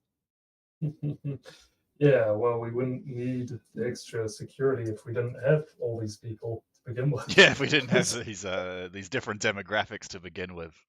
But But- yes, so this is why we're told we need mass migration to take care of our aging population, and of course, we're also told we need them to build our houses. Oh yeah, but the houses that they make the demand for by importing millions of them. Yeah, and I've just spoken to you about how they're trying to, a lot of the temporary workers, they're once they get their foot in the door here, now occupying outside the Home Affairs Office, demanding permanent visas. And they clearly, because the Southeast Asians and the Chinese for years, like they've known how to, through their various migration agents, knowing how to game and manipulate the system. And I use the thing now. Some of my best friends have used the student system to gain citizenship to Australia, but that's not the point. The point is that this is not what our temporary worker student visa system was designed for. And it's basically one big scam. I think we should just get rid of it. It's like, yeah, we don't need foreign students. They can just bugger off and go, learn in their mud huts or something. But the university sector, they use their clout to say, "Oh, this will harm our economy." Oh, well, whatever. The free market will fix it. And they call it an export, which is, how is an export if you're importing people? Yeah, into it doesn't make any sense. It's a big scam, and we just need to tell these universities and like scam degree mills. It's like, figure it out, educate the locals, or go out of business. Like, you just have to be harsh with them. It's not the government's problem to subsidize these companies via mass migration. Because as I've said before, mass migration is essentially a subsidy. It suppresses wages, it inflates costs for the workers. It's basically just a cost-cutting measure for certain corporations and businesses at the expense of everyone else. So it's actually worse than just giving them money as a subsidy. It's actually like 10 times worse. And at the benefit of foreign adversaries who only benefit from what the big corporations are doing, how they're dealing with them, and then they suppress their own people as well. So if you buy from China or any of these places, like it's you're not doing a good thing. Like I discourage people, don't buy on Temu or Alibaba or wherever. Look, be creative. Look, because you're funding like a very evil regime. That's really one of the most evil regimes ever to exist, really. So, and everything Tim listed there, it's every issue, that strain of kind of intersectional thought is all playing its part at unraveling Western civilization directed in the crosshairs at white people. So it's just this is their target. It's every single little strain of this global communism. Is that's what it's doing to Australia and everybody else. And one of the biggest front organizations that help carry this out, like the WEF and Davos and the WHO, these kinds of places. I mean, Gabe Ghebreyesus himself was a communist, or is a communist still, actually. And so is Klaus Schwab, who has a bust of Lenin in his bookshelf.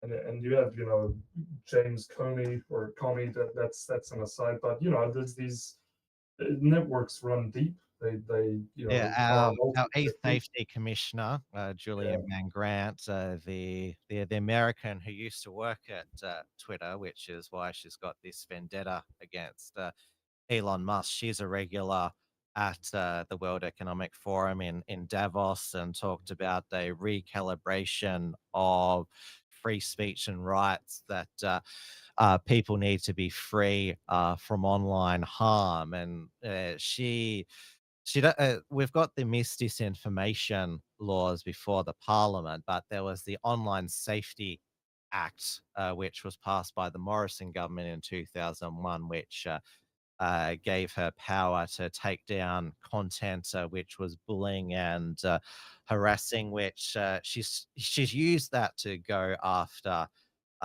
people such as Billboard Chris for misgendering, for for saying that this transgender activist Teddy Cook belongs in a mental asylum for being for being that's sort of a base take. I agree with that. for being into bondage, bestiality, and BDSM. Ooh. Yeah, And I think a lot of these, troons belong in a mental asylum. yeah, so Teddy Cook is a member of the AIDS Council of New South Wales, which is turned into an LGBTQ lobby group. So Teddy Cook is a biological woman who's now a man and was with Alex Greenwich, who's the independent member for Sydney, passing gender self-ID through the New South Wales Parliament this week. They're the last parliament to get it in Australia. We have gender self-ID here in Victoria. You do have it in New Zealand as well, I believe. And so we had also at the federal level, I'm not sure if you heard about the Tickle versus Giggle decision. So Justice Robert Bromwich ruled that Sal Grover, who for kicking out a trans woman biological male, Roxanne Tickle from Giggle for Girls Up, pay Roxanne Tickle $10,000 in compensation, and ruled that biological sex is changeable. Jeez. Yeah, well, it's interesting that, I mean, you get these people every single time something's set up, like, oh, we're going to tackle online misinformation. It's almost always used to just use as a battering ram for people that go against, these, like, frankly, satanic agendas, satanic, neoliberal communist agendas, like, the trans agenda, transhumanism and whatnot. It's interesting that this always seems to happen in every Western country. They go, oh, we're going to go after like Nazis or, like Hezbollah or something. It always just ends up the same. How come in New Zealand you haven't got a swastika or a Nazi salute? It's sort of interesting that. I mean, there hasn't really been an appetite for it yet. I mean, if you probably had an organization like the NSN here, you'd probably have the Jewish, the Jewish lobby here. I forgot that the Jewish Council, I believe it's called, probably like seething about it and paying off politicians like they do in Australia. But there hasn't really been a demand for it yet, so we'll see what happens there. Well, one of the big drivers of the Nazi swastika salute ban has been Devere Abramovich, chair of the Anti-Defamation Commission, and he has had the ear of both political parties here in Victoria. He's a Hebrew Israel academic at the University of Melbourne, so he's not full time in his position. And the mainstream media, they always quote him when NSN are doing one of their stunts, and he says, "It felt like my heart had been." It felt like I was being put in the gas chamber all over again. Yeah, he like yeah, literally says things like that. Yeah. He always talks about how he was verbally assaulted, murdered. So yeah, he's basically been verbally murdered by NSN on about 20 occasions, and he got really triggered at the when Thomas Sowell,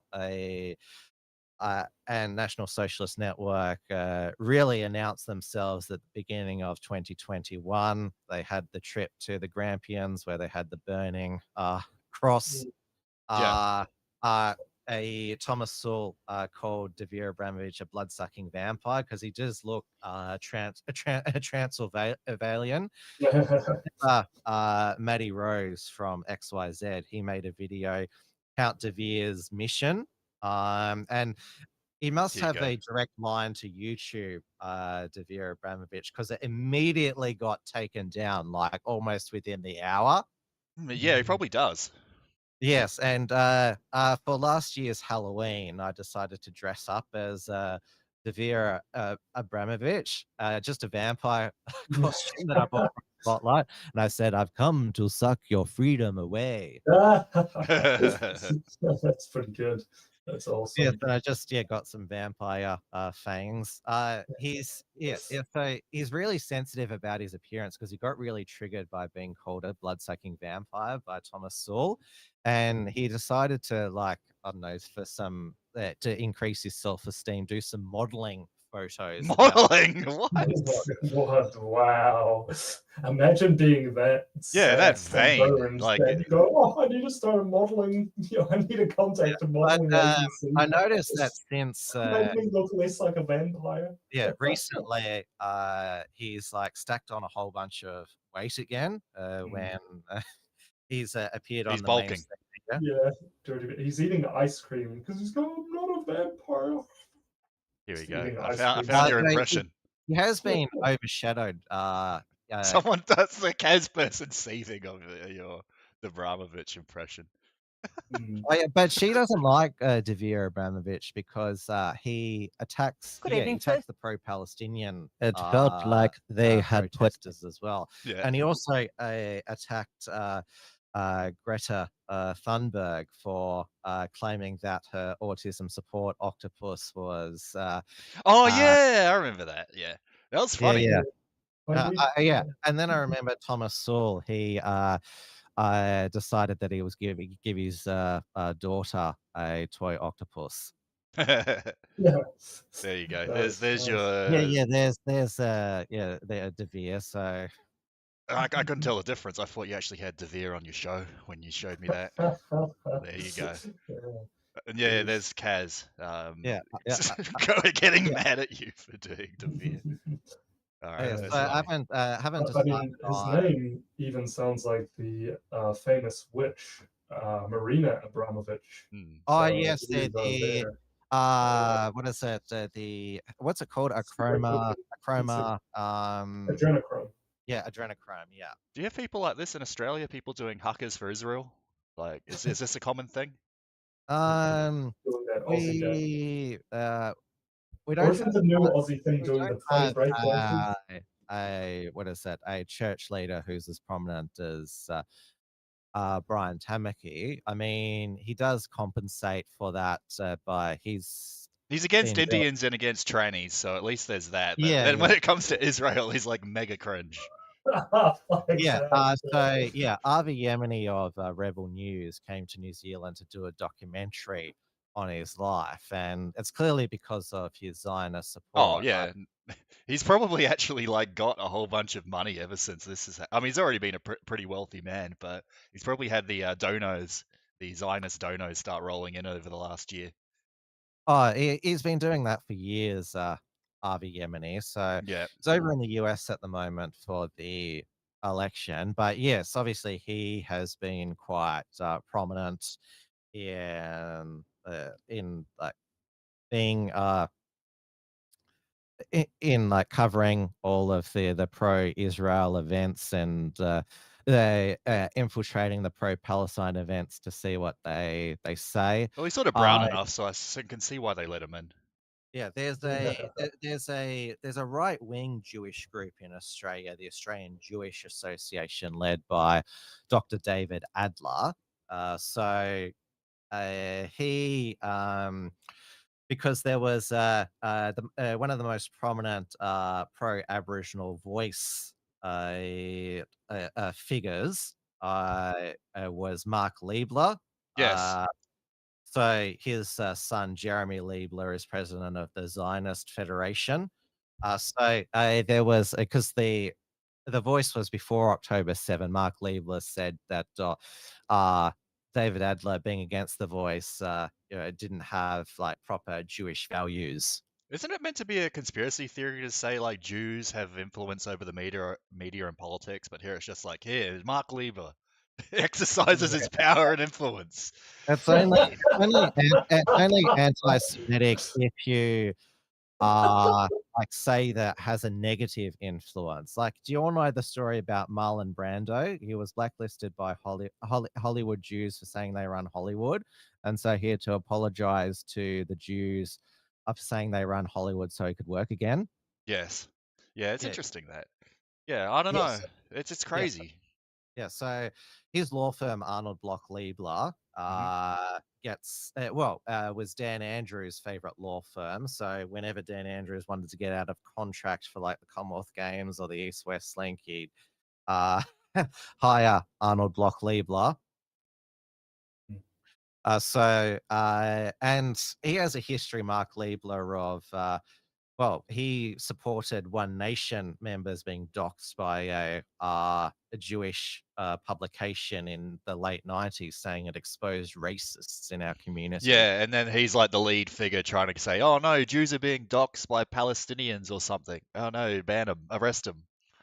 Yeah, so his son Jeremy Liebler is the president of the Zionist Federation of Australia. And then there's also the Australian Council of Australian Jewry.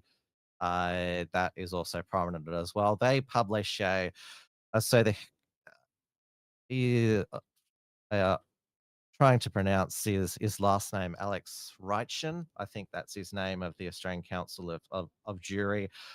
They produce an anti-Semitism report every year by one of their researchers, Julie Nathan, which a lot of the white nationalists in Australia, they love it how Yeah, there's like a competition on who can get to the top of the list. Yeah, anti-Semitism is quoted. Like, it's really counterproductive for them to basically do this.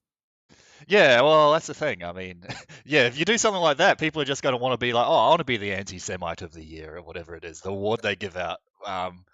It's sort of funny, but yeah, it's sort of interesting how these people all know each other and seem to all know the politicians and whatnot.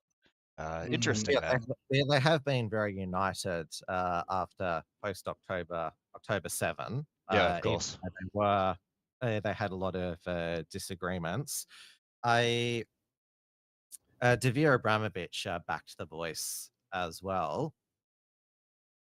Yeah, yeah. Well, I mean, The Voice got like trounced massively. It lost like 60% to like 30 something else percent. Like 39. 60-40 basically. 60-40. So 20% margin, huge. Yeah, and it was a grieving period both for the Aboriginal industry and for the Albanese government, blaming disinformation, and they're blaming like Blair Cottrell and stuff. They're like, how these Nazis like destroyed the referendum. It's like, yeah, and Anthony Albanese actually read out one of the Economic Zone, formerly known as Australia's memes, about all the Jews behind The Voice, and he actually read out the meme, just a coincidence, spelled Cohen, and of course, like all of the white nationalists and the people that wrote the meme were like, my God, they read out this shit post in Parliament. It's on Hansard. Yeah. Well, it's interesting that. The reason why Anthony Albanese read that out in Parliament is because he was trying to wedge the Liberal opposition, because they are 100% pro-Israel, and of course, when Israel, the IDF killed one of our aid workers, Zomi Franken, they said, "Oh yes, this is terrible. However, these accidents happen, and Hamas has made the IDF do everything, and so Yeah, so I just brought it up. The margin was nearly, over 60% to under 40%. So massive margin of victory. Yeah, so we had the 1 year anniversary of the defeat of The Voice. So our ABC, they had a day of mourning, and so they're still upset. The Aboriginal activists, including the white skinned ones, but we still have the First Peoples Assembly here in Victoria. Yeah, they just try to push it through anyway without. It's like, the vote failed. We're going to do it anyway in a different way. Right. Tim, what does that kind of represent to you? If I may diverge briefly, at least, does that mean, because that was a very big referendum, does that mean that there's sort of something of an awakening amongst the Australian people, and that the timeline has shifted towards something else politically, and therefore, I guess, psychologically and culturally in people's minds? What do you make of that? Since then, have we been seeing something of a change, or what's the feeling?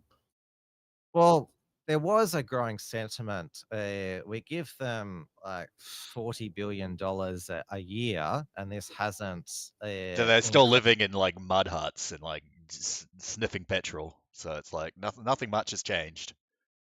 And also the fact that this was a constitutional change. And so we've already seen with native title claims, that through the Mabo decision and then the Wick decision, which said that pastoral leases could coincide with native title claims. So there was this was back in the 90s.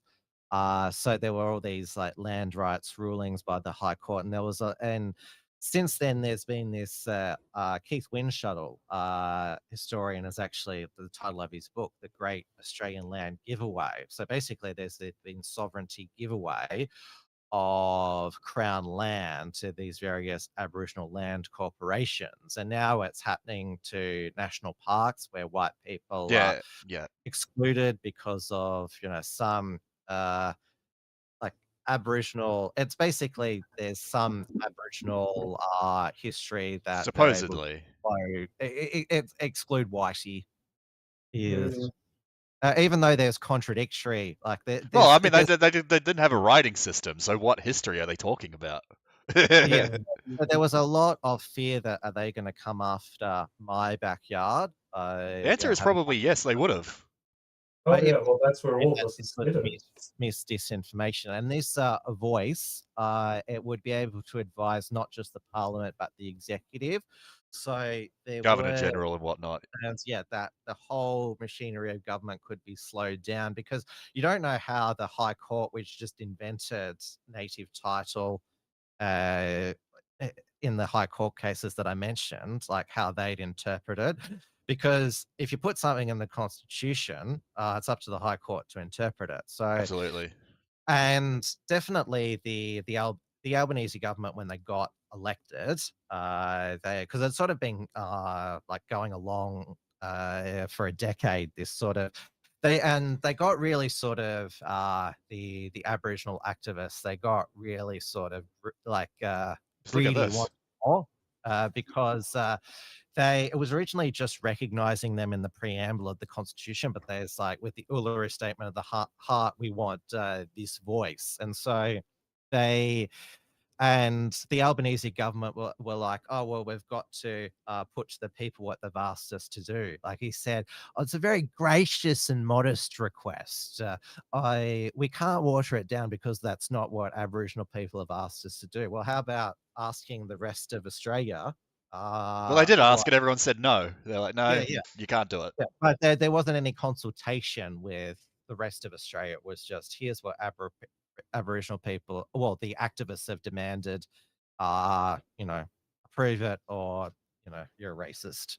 And it's apparently over 60% of Australia's racist. And I think, because Anthony Albanese, like he won in 2022, and he proclaimed on election night that he would implement the Uluru Statement from the Heart in full. And there's always this hubris whenever the Labor Party wins government that the conservative politics has been defeated.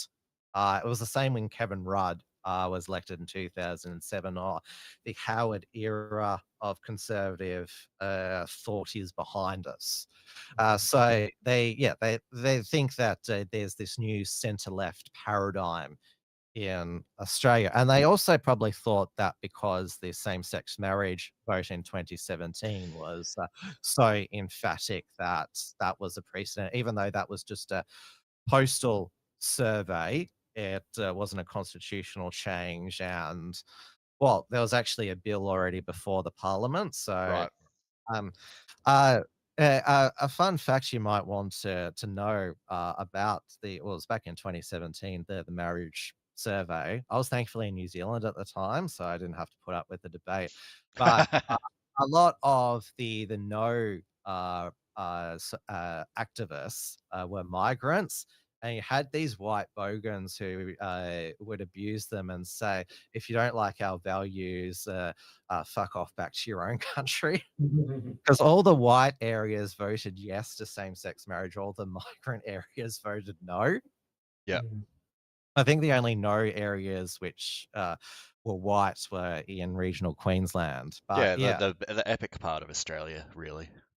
Yes, and those same white areas would have voted no for the voice. Oh yeah, like I think by the largest margin, it was actually like 80% of rural Queenslanders voted against the voice. It was like, I remember seeing something about that. I mean, Queensland voted against the Voice hardest just as a state, let alone like the Yeah. rural areas. All states voted against the Voice, including Victoria, and only place that voted yes was the ACT, Yeah. Canberra, and they've got their territory election today. The Labor Party has Oh, wait. been in power for 23 years. Do you think there's going to be enough shift of away from Labor that they're actually going to get ousted, or is that just like impossible? No, like the media hasn't even bothered to cover the territory election, the ACT election. It's all been focused on the Queensland election. Yeah. Next Saturday. Although the Canberra Liberals opposition leader Elizabeth Lee, she got into the news this week. She's a Korean migrant. Yeah, here's your based opposition leader, dudes. That's the boy.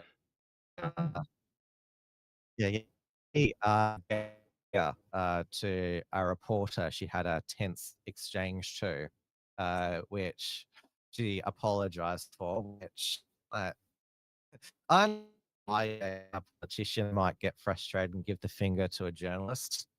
That's sort of funny. Oh, you're cutting sorry. out there a little bit, man. Are you back? Sorry, Tom. Yeah. Go ahead. Yeah, Andrew Barr has been the minister in coalition with Shane Ratton, the Greens leader, MP during the last Parliament because he was accused of having sex with a minor.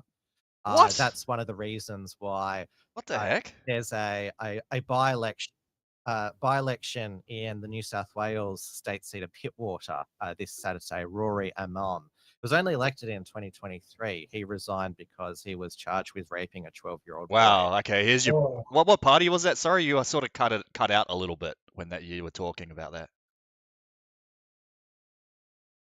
Oh, did we lose him again? Hello. Yeah, I'm back now. Yeah, so and there's two other by-elections in New South Wales today. There's the Hornsby by-election, departing former state New South Wales Liberal Treasurer Matt Keane, who's now the head of the Climate Council in Canberra, and the former in Epping, the former New South Wales Premier Dominic Perrottet, who is one of these libertarian globalists, even though he's had a history of being a social conservative. Yeah, so you got a couple by-elections today. They were, formerly held by. Sorry, I'm trying to find all the. Here we go. I'm just trying to find the. Oh, here we go. Here's all the new ones: Pittwater, Epping, and Hornsby. So yeah, looks like liberal. They're all like liberal seats by the look. Yes, so we call it a super Saturday of by-elections. So it'll be interesting to see how the Libertarian Party does, because as we were talking about, they're running hard, and in a sign that the Liberal Party is actually, because John Ruddock, who is the state Libertarian MLC, is a former Liberal Party member. He tried to reform the Liberal Party over many years. He wrote a book, Make the Liberal Party Great Again, but realized that in the end he couldn't. So yeah, it's too much of a machine.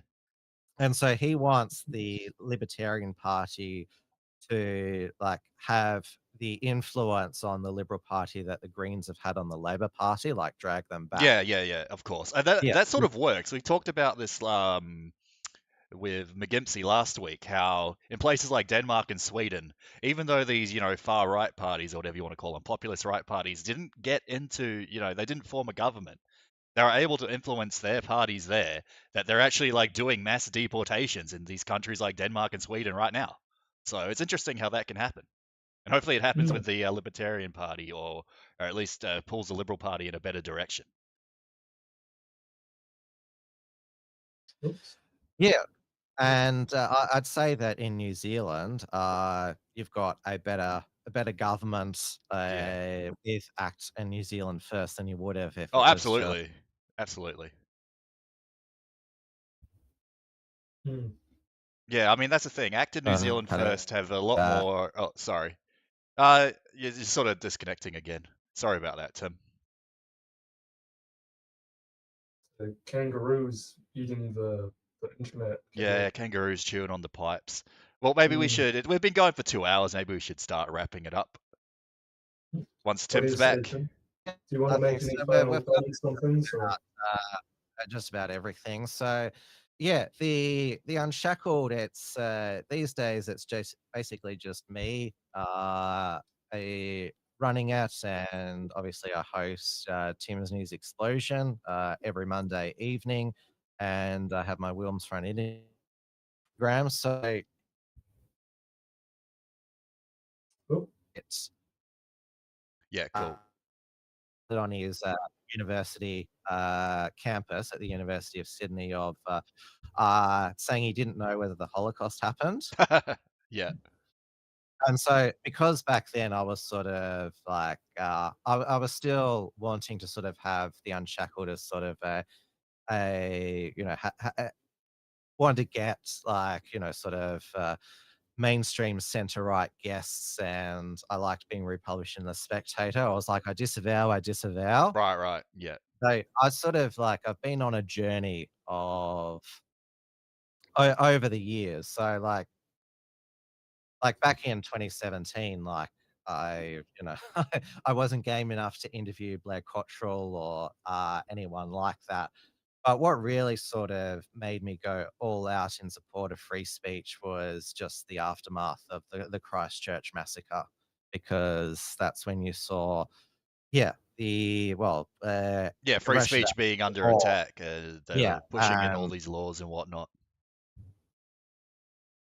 So that's what sort of like radicalized me to just be all in for freedom, including for those with extreme speech, because it's always the case when there's a mass terror attack that, well, the first thing we must do is take away our freedoms, and because that apparently prevents terror attacks, even though the next terror attack which happens, the person was already on our radar and we just didn't do anything. Yeah, just always suspicious events, just like 9/11, Patriot Act. October 7, like how the hell did that happen? Right. Yeah. Really? Yeah, of course. I mean, the Egyptians knew it was happening, knew it was going to happen. The American, intelligence knew it was happening. Netanyahu just made it let it happen for his own political gain, which is pretty nuts. But anyways, that's a topic for another time. Thanks for coming on, Tim. It's been a good chat. Good to talk about Australia and even a little bit of New Zealand politics there. Thanks for coming on, and check out Unshackled. Yeah, and I'll be live next Saturday evening for the Queensland state election results. Hey, I'll be watching that, mate. That sounds good. Yeah. And also for the results of the US presidential election to see Trump win a second term. So we get the results on Wednesday, the 6th of November. Yeah. We're doing our own live stream for that as well. So you'll have competition, mate. That's all right. That's all right. People can run their own streams. Like mate, more options the better, right? So yeah, tune into Tim's stream, tune into our stream on the election day. Hope you guys like it. Yeah, thank you guys, and I hope that you continue to grow, because New Zealand is great at the moment with Reality Check. Oh yeah, it's good, yeah. And with obviously the what is that? The BFD is now morphed into Good Oil. So Cam Slater is always like reinventing. Yeah, he's done it a couple of times. Reasons. Yeah. Well, he's on Reality Check Radio now as well. But yeah, Reality Check's good. Good alternative voices there. I mean, some right wing, some not. I mean, it's sort of interesting that you've got a show there, but not on an Australian sort of network. Well, Reality Check Radio is certainly more based. They like exploring the rabbit hole. I know it's nicknamed Rabbit Hole Radio, but they're as time has gone on with them, they're more prepared to explore conspiracy theories, which are probably true. Well, I mean, yeah, they talk about stuff like the white replacement. Well, some of them do. So it's interesting that like they don't seem to care about that. So it's good. It's good. Yeah, it's our yeah, ADHTV, Rebel News. Yeah, it's very much More kosher. yeah, that's a good summary there. Obviously, Noticer.news. It's it's pumping out news, but it's not a full multimedia website. Like, we don't even know who the sort of person behind it is. But obviously there is the Joel, Blair, and Tom show every week. There's obviously There's your the show. Unshackled. There's the Dusty Bogan as well on Censored TV. Cool. Hey. So Hey, well, maybe you can start your own reality check radio with those guys eventually. But yeah, it sounds like things are good. Thanks for tuning in, and thanks to the viewers for watching. Hope you guys have a great weekend. We're gonna call it quits for today. And as always, stay blessed, not stressed. We'll see you next time.